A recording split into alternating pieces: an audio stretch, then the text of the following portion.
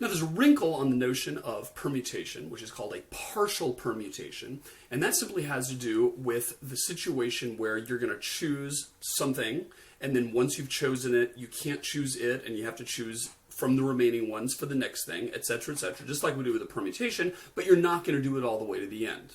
Okay, so the jumble game where you're unscrambling a word, of course you have to include all the letters in the word, right? You can choose any of D, R, O, W for the first letter, and then you're going to choose anything of the remaining ones for the second letter, etc., until you're finished with that word.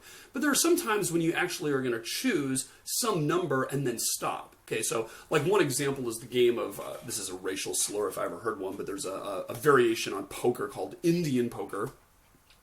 And we played that as a kid. And Indian poker is this wrinkle on it where instead of having a set of cards that you're going to bet on, each person has only one card, and the nuance is that you don't see your own card, right? So you're dealt a card, and you have to take the card face down, and then you have to take it and stick it on the top of your head. And everyone else can see your card, but you can't see your own card, right? So you have to bet and say, do I have the best card based on how other people are betting, and based on, they have an ace, but they don't know they have an ace because I can tell they're not bidding very high, so therefore they might drop out, etc. There's kind of a interesting strategy to the game. But if I were to ask you how many Indian poker games are there for let's say there's 6 people at the table, okay? 6 people at the table. How many different possible Indian poker hands are there to deal like that?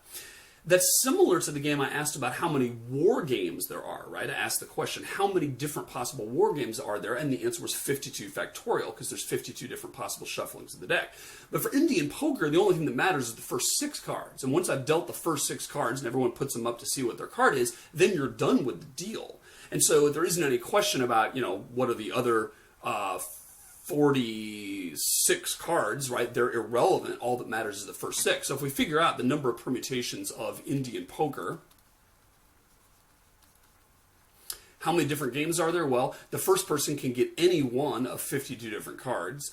Then once he's chosen that, or not chosen, but been dealt it, right? Once we've fixed what his card is, and there's 51 choices for the next person. Then once he and her have both gotten theirs, then there's 50, then 49, then 48, then 47. Stop. So that is the number of possible Indian poker games, which you can see is related to the notion of 52 factorial, except that 52 factorial would be 52 times 51 times 50 times all the way down to 1. And what we've done is sort of truncated it here by only taking the first few terms, right? So this goes by a name, and this is kind of an interesting notation and interesting name that Donald Knuth, one of the great founding fathers of computer science, is the one who invented this, I believe. But it's called n to the k falling. That's what he calls his notation. That's how you pronounce it. And the way you draw it is n to the k, but you draw a little underline there.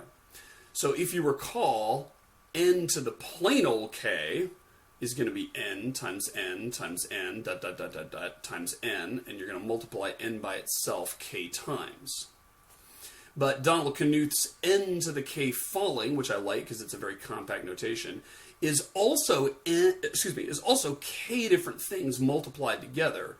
But instead of multiplying n times n times n times n k times, you multiply n times n minus 1 times n minus 2 times times, and if you work it out, it turns out to be n minus k plus 1 of all things. That turns out to be the kth thing that you're multiplying together.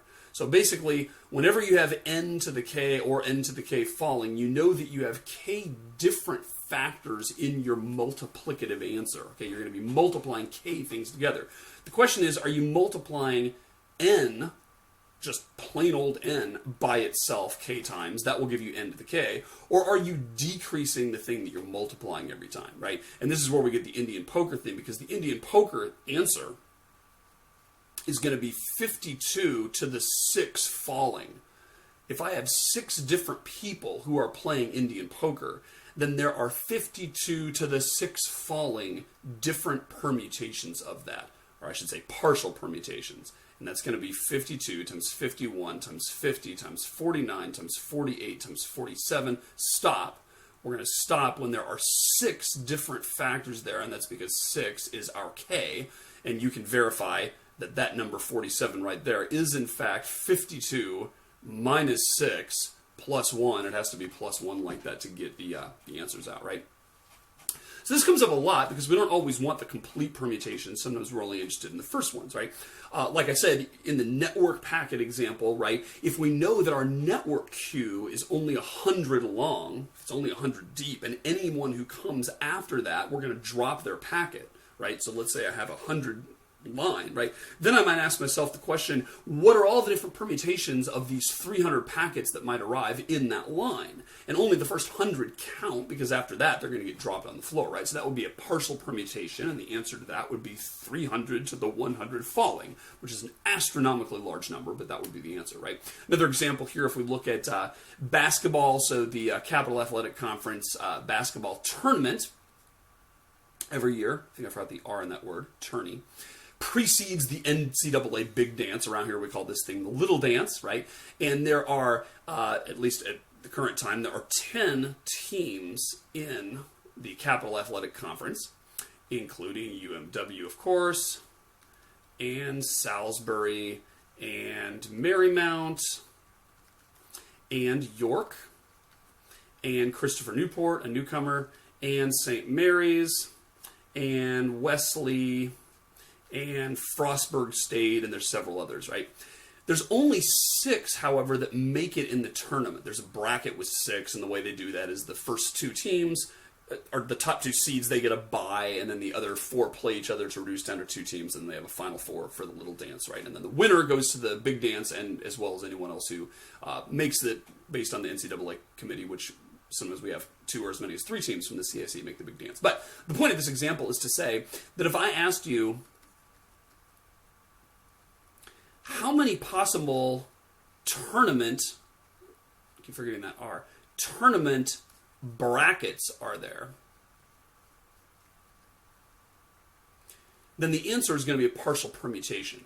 One answer is going to be, well, UMW could be the top seed, Marymount being the next one, then Christopher Newport, then York, then St. Mary's, and then Salisbury. That is one possible tournament bracket, which would result in a certain set of games. Another possible tournament bracket would be UMW, and then Marymount, and then maybe York gets the 3rd seed, and then Christopher Newport, and then maybe we get Salisbury, and then maybe Wesley cracks the top 6. And in both these cases, it doesn't matter who comes in after that, right? Because they didn't make the tournament. So when we ask how many tournament brackets there are, the answer is going to be 10 to the 6 falling. Because there are 10 different teams, and we do care about the order here, but we only care about the order of the top 6. The order of the bottom 4 is irrelevant because they didn't make the tournament anyway. So again, as I mentioned, one of the difficult things about combinatorics, which comes into play in getting your homework answer right, and also more importantly in the real world when you're trying to actually count things that matter into real applications, is figuring out which of these rules apply, right? So when I say how many tournament brackets are there, you have to ask yourself, does the order matter or not? And in this case, as I've explained it, you can see how the order matters, right? Because if UMW is the top seed, they're going to get a bye. They're also going to get home court advantage throughout the whole thing. If they're the 6th seed, that means they have to visit the 3rd seed as their first round, and only if they get through that, then they get the privilege of facing the number 1 seed on their home court, etc., right? So it totally matters what the order is, but the only thing that matters is the top 6 teams' orders. The rest don't matter, because if you don't make the tournament, you don't make the tournament, and it's irrelevant after that, right? So that's how you know that that's the thing that matters in this case. Another example, this came up actually at the Davies house recently. So Johnny has to do certain homework exercises for his reading, and he has to, discipline himself to do a certain amount per week. That's the 4th grade rule. And the rule that he's given is they give him 9 different exercises that he can do, and some of them are a speed sort, and some of them are a word sort, and some of them are he has to think of a sample sentence for each word and all that kind of stuff. They give it to him like a little tic-tac-toe board type thing. I don't know if that's supposed to encourage him, playing tic-tac-toe or bingo with it or whatever, but like one of the things he could choose is a speed sort, and one of the things he could choose is sample sentence. Another one, he likes this one. He can make a word search out of the words. He likes making those puzzles, and there's several other exercises that you can choose. There's 9 in total. Now, the rule is he has to do one every night. But, and here's the wrinkle, which kind of bums him out because he'd love to do the word search thing or some puzzle-ish thing every night, but you can only do each one once. Each one at most once. You can't choose the same exercise more than once in a week, right? So a night is, there's 5 nights in a week, because all that counts as school nights, right? So the question is, how many different ways can Johnny choose his homework exercises? And the answer, you can tell because it's in this section, is going to be 9 to the 5 falling, right? Because he could choose any of the 9 on Monday night, but then once he's chosen one, let's say he does the word search his first night, he can't pick the word search again, so he's only got 8 choices for Tuesday night. And then once he's chosen the first 2 exercises, he only has 7 left for Wednesday night, and then 6 left for Thursday night, and then 5 left for Friday night. Therefore, there are 9 choices, and that's 9 to the 5 falling. 9 times 8 times 7 times 6 times 5, and that is a partial permutation.